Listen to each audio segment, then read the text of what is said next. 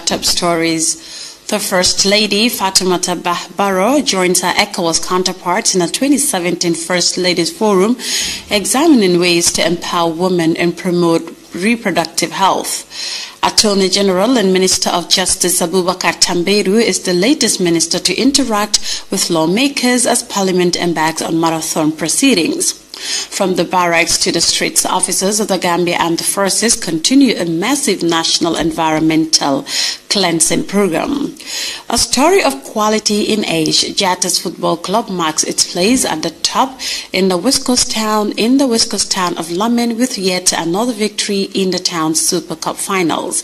Plus, Britain set to join other countries on a near total ban on ivory trade. But can this stop poachers and serve as protection for the much-hunted African elephants? Well, these and other stories coming ahead in the next 30 minutes. I am Fatu Janembai.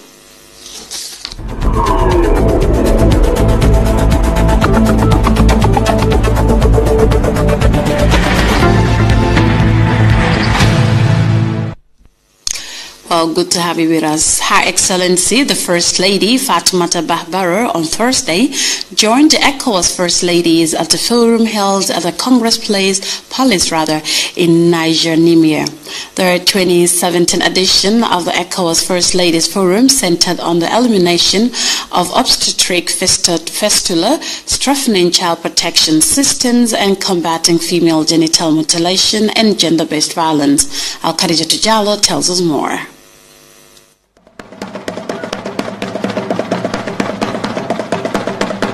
It was a colorful ceremony that attracted participants from across the ECOWAS region to express solidarity with the ECOWAS First Ladies initiative, which is aimed at promoting the welfare of women and children in development.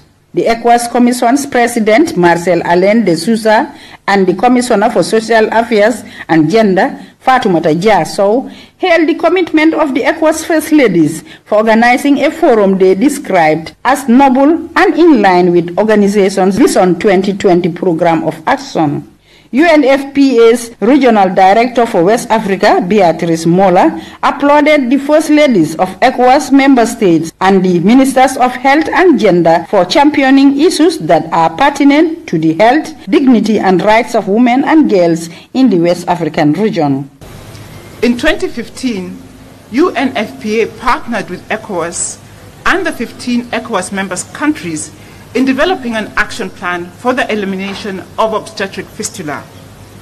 We are glad to see the evolution of this plan. It is important that we as partners support the implementation of this plan if we are to achieve our common goal. The United Nations also congratulates Her Excellency Dr. Lala Malika Issoufou and her West African peers for initiating this meeting. Niger's President, His Excellency Issoufou Muhammadu, in a marathon speech, underscored the importance of regional action to harness the policies pursued by ECOWAS member states to address the many harmful socio-cultural injustices that threaten the health and development of the population.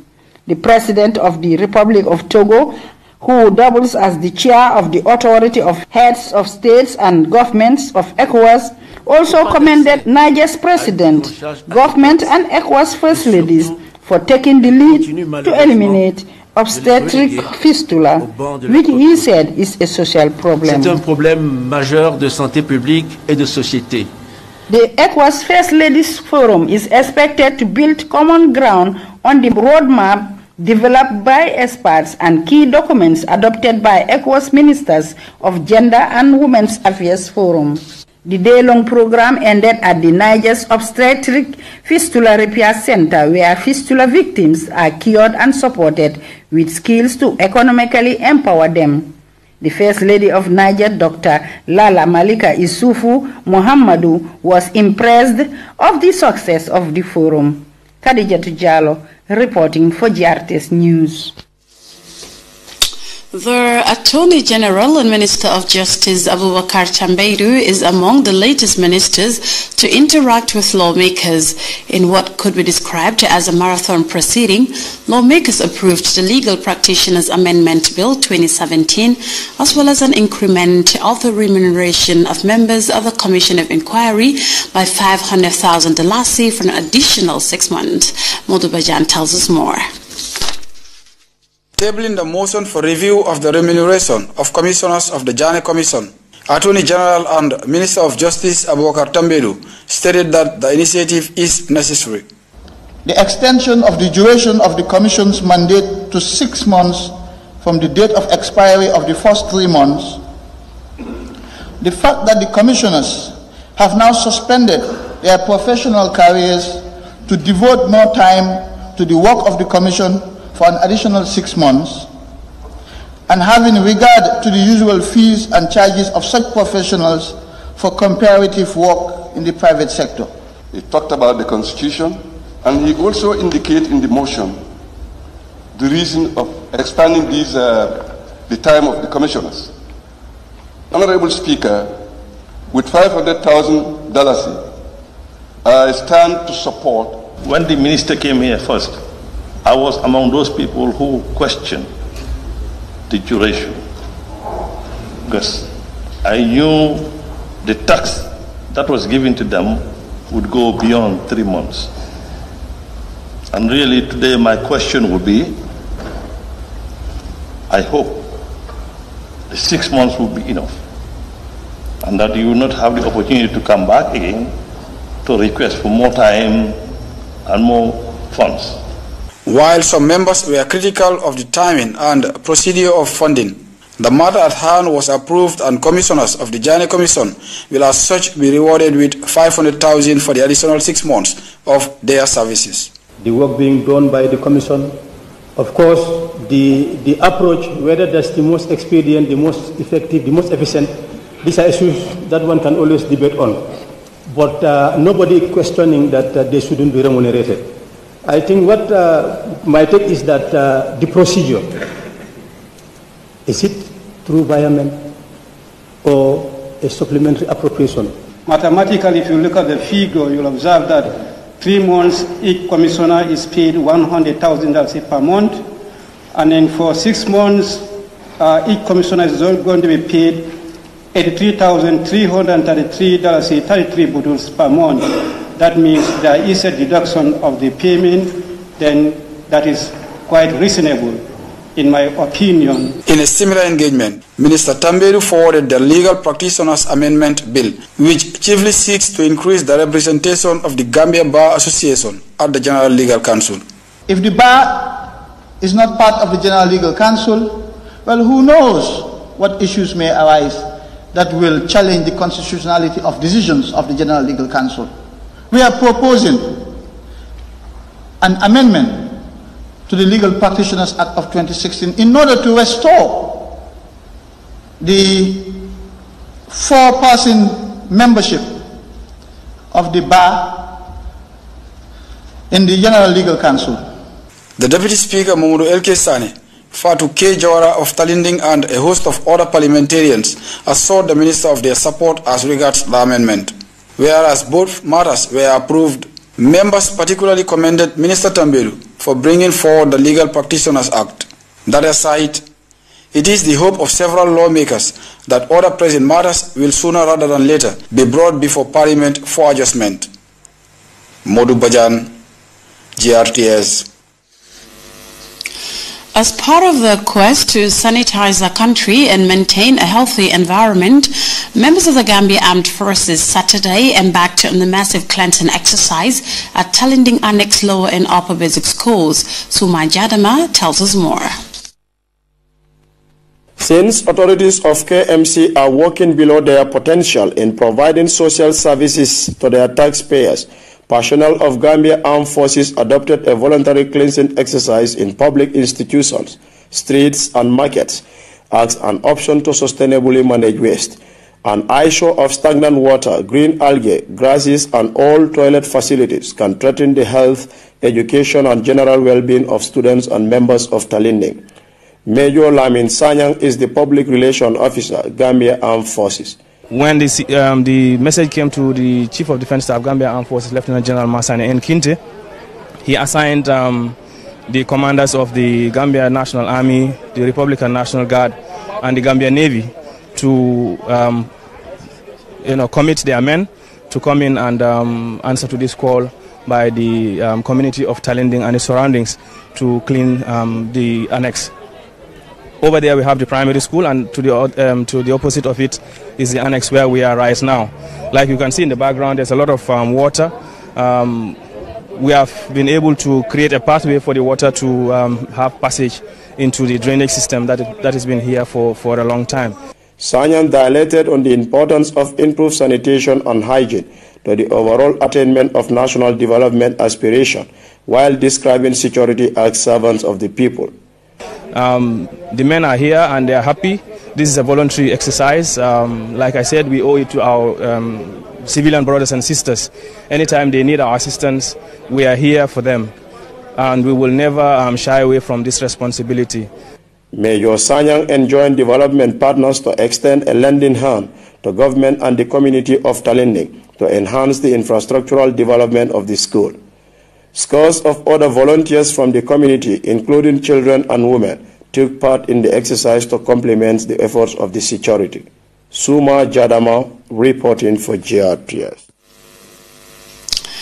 An initiative to sensitize and engage local communities in the delivery of quality health care has seen the Medical Research Council introducing tuberculosis treatment and prevention methods to the community of Pirang in the Combo East. Aistujata tells us more. Tuberculosis, according to health experts, is a disease caused by bacteria that can spread from one person to another through air. Tuberculosis is a curable disease.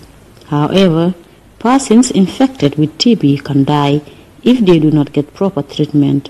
It is for this reason that the community of Pirang were sensitized on the basis of tuberculosis, according to Dr. Olabi A. Ulumuyami of MRC. Looking at how to eradicate or cure TB from Gambia. That's been our main focus. Actually, we're into research where we look at development of vaccines and to see how people are responding to their treatment and monitor the household to pick up those who develop TB in the household and look at strategies to cure TB and stop the spread of TB in the environment. And the purpose of our coming here today is to ensure that we transmit the same thing to this community. Doctor noted that people with tuberculosis should not be discriminated, as tuberculosis is spread either through coughs, singing, laughing or sneezing. It cannot be spread through handshake, sharing food, drinks or toilet seat. We can make a diagnosis of TB, we can cure TB, and nobody should die of TB, and people should not run away from TB patients.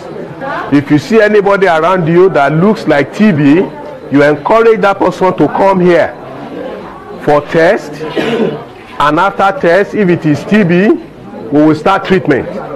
We want to kick TB out of Pirang completely. Mustafa Sima from the Regional Health Directorate, Brikama, advises participants to report suspected tuberculosis cases to the nearest health facility in order to prevent contamination. No one should die of tuberculosis. We have the required machines to do the testing and treat it free of charge. A participant, Kaditure, speaking to GRTS after the opening ceremony, said she understands well some of the lessons gave to them earlier on the causes, signs and symptoms of tuberculosis. I will urge my fellow Gambians that are suspected to be infected with TB to report to the nearest health facility. Madam Ture urged her fellow participants to be attentive throughout the sensitization period in order to learn more about TB. This seminar is the first of its kind in the Combo East settlement and is expected to be replicated in other communities according to the Medical Research Council Banjul unit. Aisatu Jata, GRTS. The Ecosystem-Based Adaptation for Security Assembly has observed its National Climate Resilience and Food Security Day as part of activities marking the group's one-year anniversary. Alajimbai has the rest of that story in this report.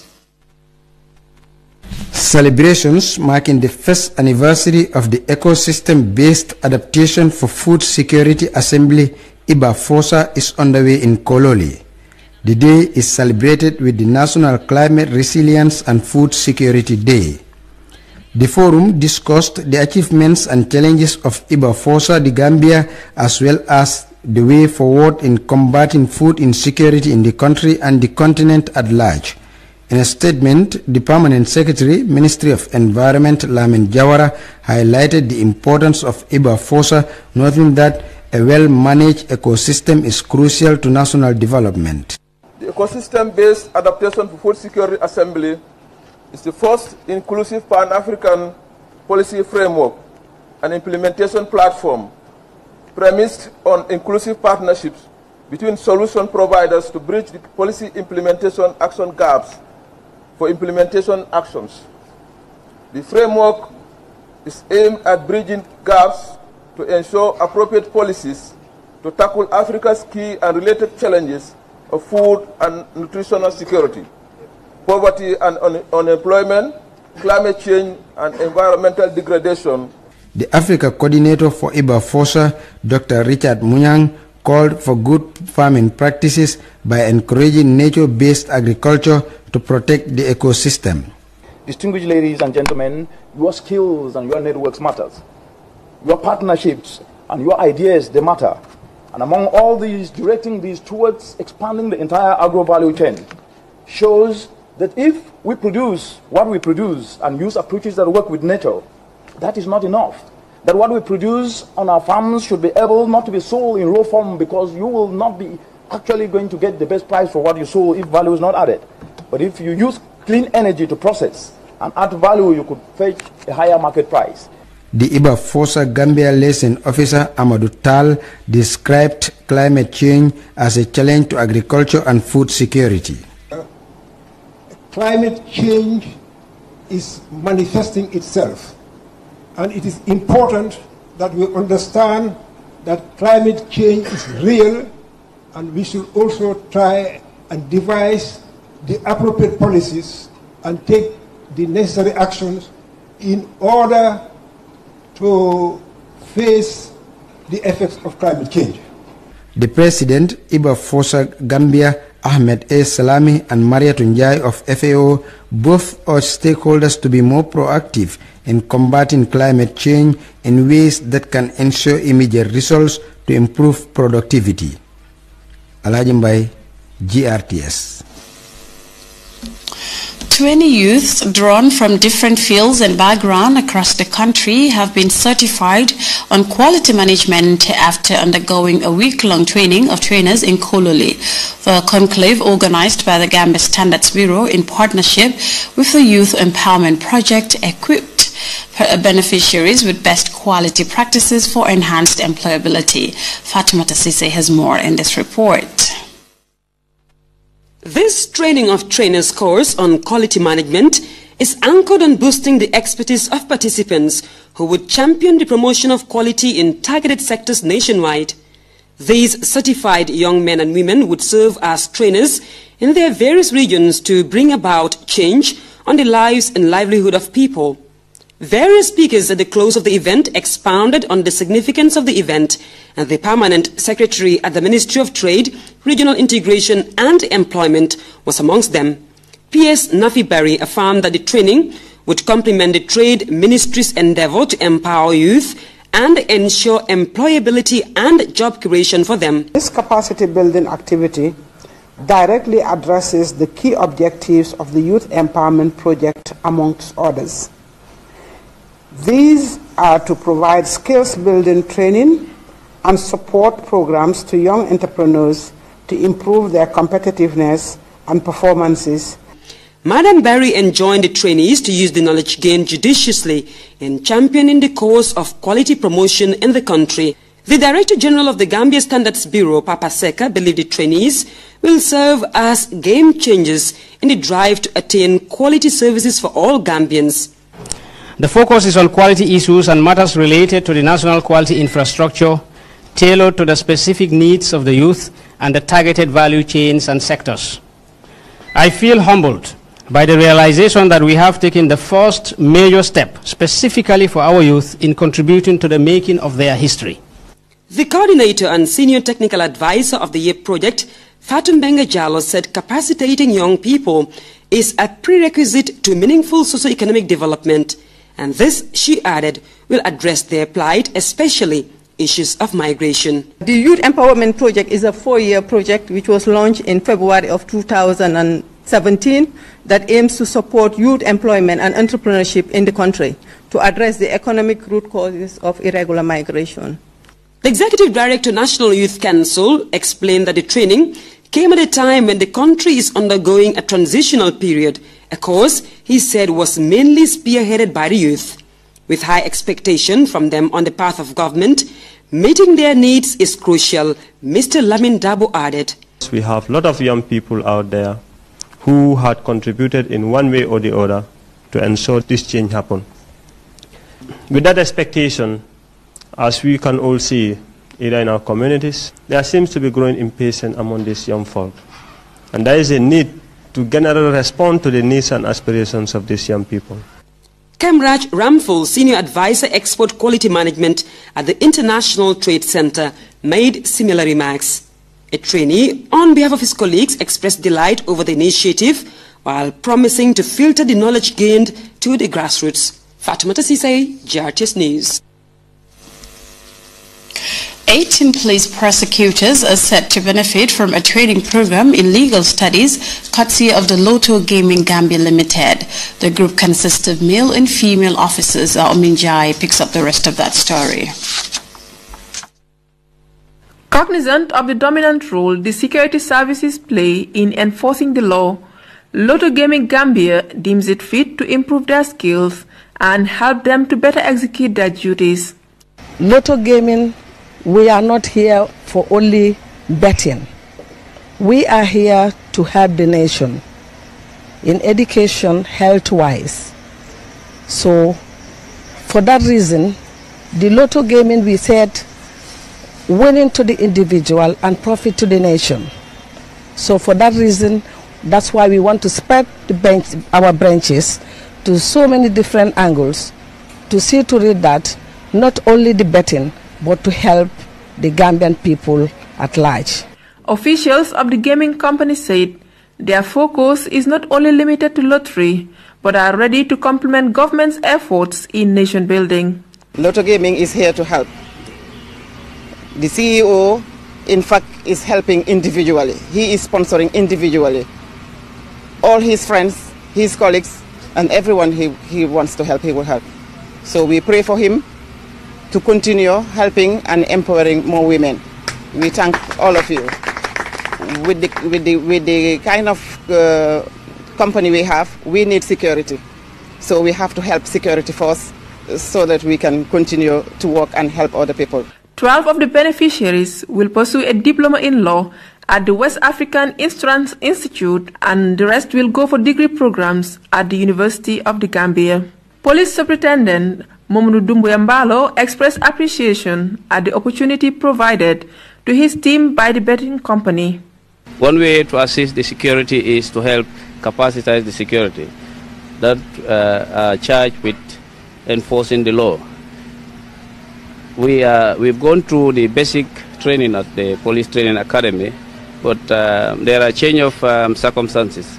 Almost all the magistrates and lawyers are fielded in court, so there is a need for these female officers and the male to pursue diploma in law and even at the level of university, so that they will also compete with their colleagues in courts. This is one of the greatest and most proudest activity that the Lotto Gaming is proud to associate with. Ramatulai Ture, Registrar Banjul Magistrate Court, and Adam Njai both expressed gratitude to Lotto Gaming Gambia for the initiative. We are not only grateful for this opportunity that you have given us to showcase and enhance our knowledge so that we'll be able to do our roles as respected of us as prosecutors, but we'll be also able to perform in national development. As we all know that there's a new initiative to ensure that there's women empowerment in every institution. And I am happy that the Gambia Gaming Lottery have taken a step forward to ensuring that. The training is another important step in building a police force that is responsive of the needs of the populace. Ominjai, GRTS. The United Nations Youth Leadership Network, a creation of the regional bodies of UNAIDS and UNFPA and partners, have embarked on a health work aimed at raising awareness of a campaign to end HIV/AIDS by 2030. Aminata Isanyang tells us more. The theme is Work for Health. The message, however, is start life HIV-free and stay HIV-free and live without AIDS. A campaign that is aimed at ending the AIDS epidemic by 2030. The health is aimed at bringing the country's attention back on the AIDS epidemic and the global call to end it. In the Gambia, the HIV prevalence in the Gambia is estimated at 1.9% among 15 to 49 of the general population. The prevalence is highest among age group 35 to 39 years at 5.9%. for both men and women, which is 15 times more than the rate among women 15 to 19 years, that is 0.4%, and 20 times the rate among men aged 15 to 19 years, that is 0.3%. The role of young people is crucial, as they make up 62% of the country's population. They have the much needed support, and information will help in the fight, as they are either infected or affected. Today, we all have the necessary ingredients to end the AIDS epidemic as a public health threat and make it a thing of the past. Today, it is up to us to make the most of these tools because information is key. And Regional New Gambia, in partnership with the UNAIDS and UNFPA and other youth networks, we've tried to put the information ahead for young people through brochures, leaflets, through radio programs. We've also had community door-to-door outreach programs where we talk to young people on their sexual and reproductive health. We've been all the way to Basse and in the Central River region where we participated alongside the UNAIDS and UNFPA and conducted surveys on HIV and AIDS and sexual reproductive health. Rojaldo Gambia has taken up the quest to ensure that the youth in all sectors are adequately informed. Baba A.F. Jame for the National AIDS Secretariat spoke of the constraints that the Gambia as a whole faces in the fight against HIV and AIDS. Stigma and discrimination, which we don't want to happen at any point. I know it is happening everywhere. Stigma and discrimination is one of the problems that is confronting our HIV/AIDS response. For stigma and discrimination, we want 0 from 2020 and 0 for 2030. So we don't want stigma and discrimination anymore in the country or everywhere in the globe. Participants include representatives from the Ministry of Basic and Secondary Education, the National AIDS Secretariat, National Youth Council, youth organization, and school children.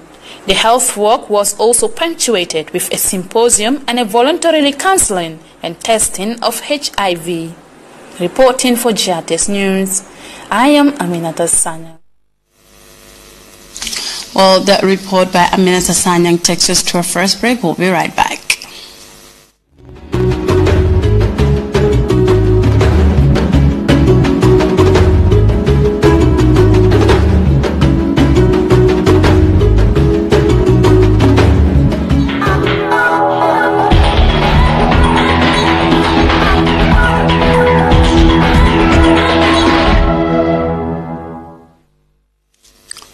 Welcome back, and over now to sports. Over 50 coaches from the West Coast region have undergone a day symposium organized by the West Coast Regional Football Coaches Association and funded by Sama Cairo Federation, held at the Regional Education Office in Brikama. Sisi Salwane has the rest of that story in this report. Coaches are key to youth football and are responsible for training athletes in the sport by analyzing performances, providing instructions in relevant skills, and encouraging endurance. This is the main reason behind the symposium organized by the West Coast Region Football Coaches Association. The training brought together over 50 coaches from the region on the inspiring theme, the impact of a learned coach on children in football and the coach as an individual. Funded by the Sama Cairo Federation, the program allowed these young men to delve into issues affecting their coaching careers. It is the first of its kind ever organized in West Coast Region, according to Lamin Sambu, president of the West Coast Region Football Coaches Association, who went on to underscore that the platform will serve as a means to interact and exchange ideas on football coaching. It is a step in the right direction because we want to know how your job or your jobs as coaches has impacted on the lives of the youth and the children in this West Coast region. He acknowledged the key roles played by communities in the West Coast region and engagement, which the coach said is helping to promote football in the community and the country at large. The General Secretary of the West Africa Football Union, Jameike Bojang, appealed to coaches to build more interest, passion and respect for the game. For the football official, self-determination is critical in order to excel in the coaching career. Try to emulate each other so that we can all excel. Coaching is not a joke. Coaching is a very, very important science in our lives. Coaches are vital pillars in the development of grassroots football, according to the third vice president of the West Coast Regional Football Association, Pamud Fall. He urged coaches to be patient in dealing with children off and on the pitch. As coaches, you have to learn from each other. No coach is better than each other, but you learn from the experienced one and the best practices that they do. You can share with it and impact it in the young ones that you are managing. From the Sama Cairo Federation, Idrissa Cham renewed his office's commitment to support the participation of children and young people in soccer across the country. Education is pivotal. Communication is another component. Seni Sisaha of the Gambia Football Federation and Monica Stapp of the German Foreign Ministry all called for more women participation in football while emphasizing major challenges that continue to derail football development. Seasoned local coaches and instructors from West Coast Region, Yaya Mane and Modula Minyasi, all outlined the fundamental role coaching plays in nurturing children in football. Area Day-long Forum convenes what appears to be the future of football coaching in the Gambia. As young people continue to embrace the sport, organizers are hoping that this group of trained coaches will go back to become role models and inspire the development of football in their communities. For GRTS Sports, I am Sisi Sawane. Well, still on sports, GRTS Football Club has beating Wayeto West 1-0 to win the Lamin Naweta Knockout Trophy. Almod Esjala has more in this report.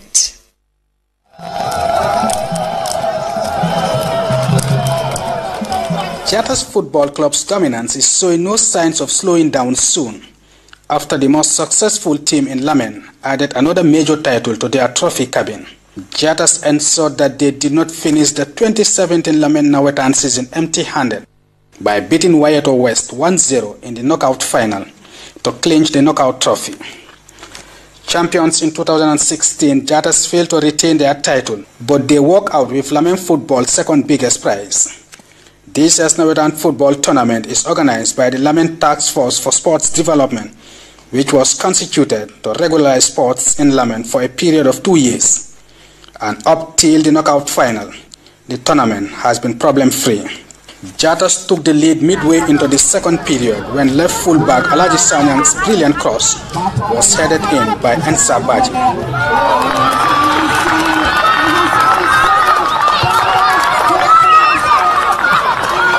The ball eluded everyone in the box and Ensa Baji, who was left unmarked, headed the ball into an empty net.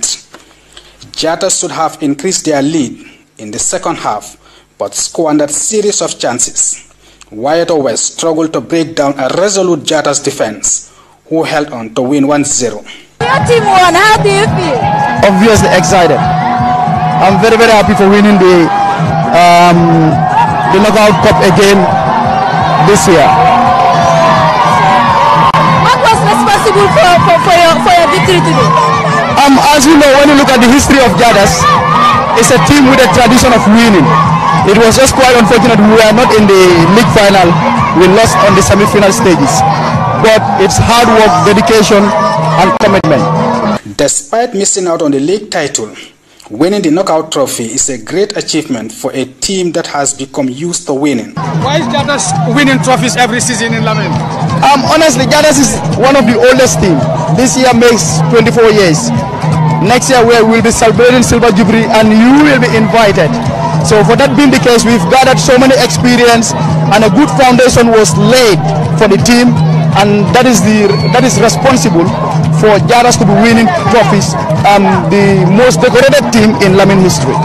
As knockout winners, Jadas pocketed $20,000. Tension now shift to the Nawetan League final on Sunday between Medina Football Club and Gambia Prisons Department. But tonight, the Lamin Task Force for Sports Development is having a mega fundraising talent show called Miss Nawetan Competition at Willis Nightclub. This has now become a normal thing for Jadas Football Club, celebrating at the end of every Nawetan season, going home with a silverware. As you can see, they are in a party mood at the end of the 2017 Lamin Nawetan, winning the knockout final. So Jadas, one of the oldest, if not the oldest football club in Lamin, can't stop winning. And here they are again, going home with the knockout trophy at the end of the 2017 Nawetan season here in Lamin. Mohamed Jallo, GRTS Sports, at the Sana Jatta Memorial Football Field. Well, from sports, we now shift our attention straight to the international scene. With 20,000 African elephants killed for their ivory every year, the UK government has revealed plans for a near total ban on the domestic ivory trade in Britain. The proposed new legislation would bring Britain more in line with China, the US, France and Canada. However, as Richard Bestick reports from London, not everyone is entirely happy with the government's plan. As the law stands at the moment, in Britain it's perfectly legal to sell antique worked ivory items if they're made before 1947. They must be sold with a certificate proving their age if they're made after that date. There's a total ban on raw ivory coming into the country, but the current law makes Britain a major player in international ivory trade, and the rules are cheated. Now the government has apparently bowed to the voice of environmental campaigners and indeed the Queen's grandson, Prince William, a long-term campaigner against the ivory trade. The proposed new legislation would ban ivory trading regardless of age, with the exceptions of musical instruments, items containing only a small proportion of ivory like inlaid furniture, items of significant cultural value, and sales between museums.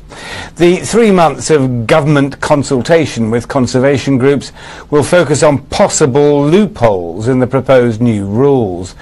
Change would be in line with public opinion in Britain, according to pollsters, hugely in favour of a ban, and the proposals have been cautiously welcomed by environmentalists who point to the need for speed to save Africa's dwindling elephant population.